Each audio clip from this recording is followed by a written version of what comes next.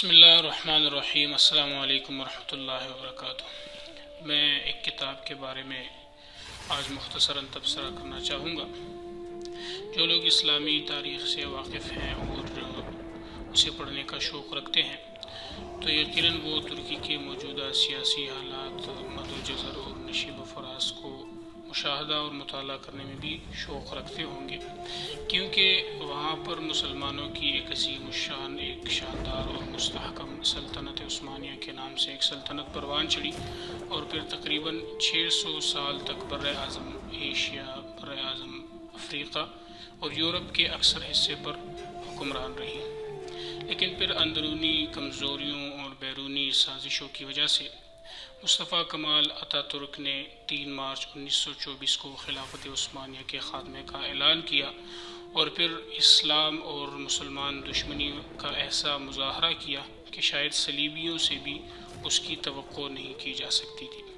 اسی دوران اسلام پسندوں نے مختلف کوششیں کی، اصلاح کے لیے جدوجہد کی، لیکن بظاہر براہ راست سیکولر فوج سے تصادم اور ٹکراؤ کے نتیجے میں ظاہر وہ کوششیں بارآور ثابت نہیں ہوئیں۔ یہ وہ حالات تھے جن میں رجب طیب اردگان نامی ایک شخص نے جنم لیا، اپنا سیاسی سفر شروع کیا، استنبول کے میئر منتخب ہوئے، پارلیمنٹ تک پہنچے، وزارت عظمیٰ تک پہنچے اور ملک میں صدارتی نظام کو نافذ کرنے کی کوششیں کی، جن میں وہ کامیاب ہوئے اور بالآخر ملک کے صدر بھی منتخب ہوئے۔ ان 15 سالوں کے مختصر ترین عرصے میں انہوں نے ترکی کے مرد بیمار کو نہ صرف اپنے پیروں پر کھڑا کیا بلکہ ترقی یافتہ ممالک کے فہرست میں بھی لا کھڑا کر دیا، اور نہ صرف یہ بلکہ امت مسلمہ کے ہر مسئلے کو اپنا مسئلہ سمجھا، ہر پریشانی کو اپنی پریشانی، ہر تکلیف کو اپنی تکلیف سمجھی، اور ہر فورم پہ امت مسلمہ کے لیے ایک طاقتور آواز بلند کیا۔ یہی وجہ ہے کہ وہ آج نہ صرف ترک صدر بلکہ امت مسلمہ کے ایک عظیم قائد، رہنما اور لیڈر کے طور پر جانے اور پہچانے جاتے ہیں۔ امت مسلمہ کے ہر مسلمان کا دل ان کے لیے دھڑکتا ہے۔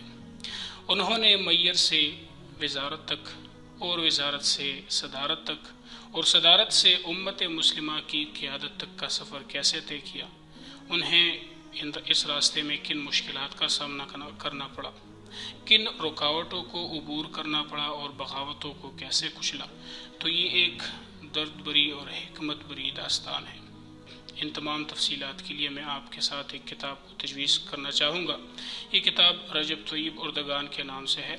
سال 2012 میں مصر کے ایک عالم ڈاکٹر راغب السرجانی نے لکھی ہے اور 2018 کو علی گڑھ کے ایک ڈاکٹر طارق ایوب ندوی صاحب نے اس کا ترجمہ کیا ہے۔ یہ تمام تر تفصیلات اس کتاب میں موجود ہیں۔